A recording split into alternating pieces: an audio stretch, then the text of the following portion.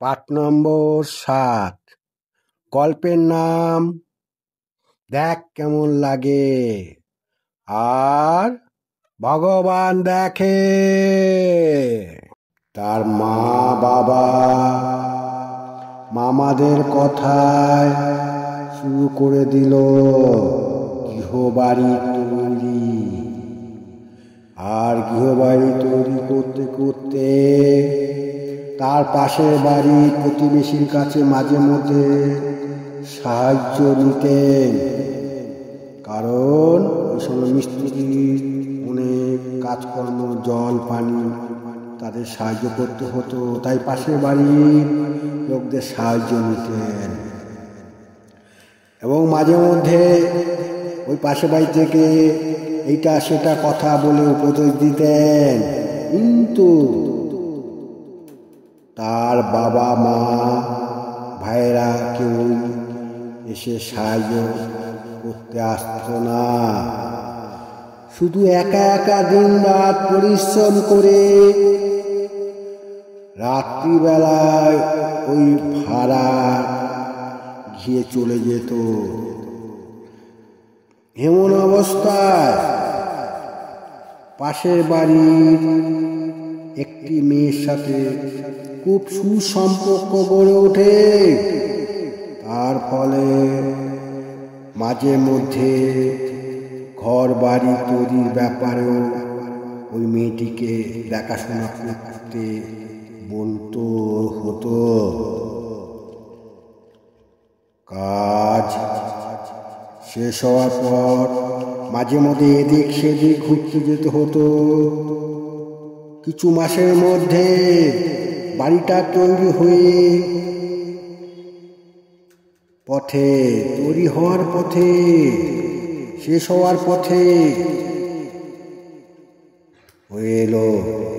ঠিক একদিন সময় ঠিক করে মা বাবা ভাইয়েরা গৃহপ্রবেশ করে থাকতে শুরু করে।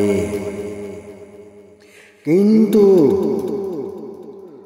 তার বড় ভাইয়ের সন্তানরা ওই গৃহে প্রবেশ করল না। তখন তার বড় ভাইয়ের মা তার বড় ছেলের সহিত ও তার স্ত্রীর সহিত প্রচণ্ড অশান্তি, বাক বিতর্ক দেখা দেয়।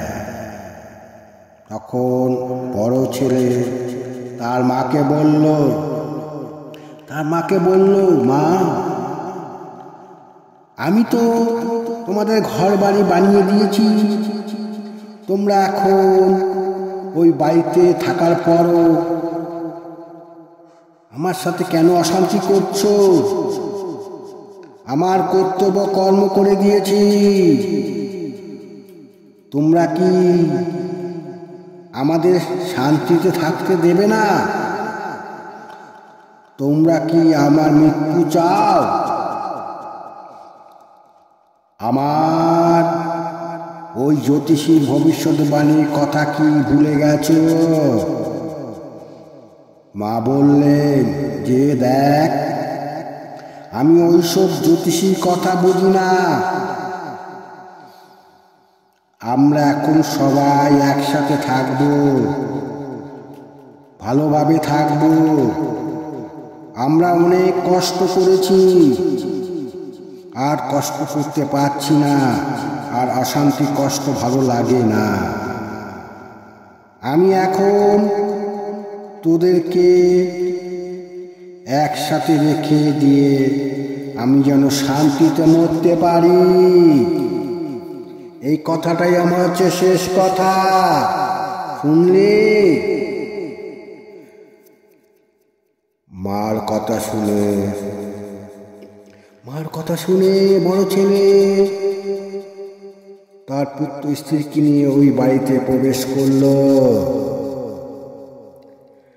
ঠিক সময় মতন ওই জ্যোতিষ ভবিষ্যৎবাণী এসে আস্তে আস্তে প্রবেশ করতে শুরু করে।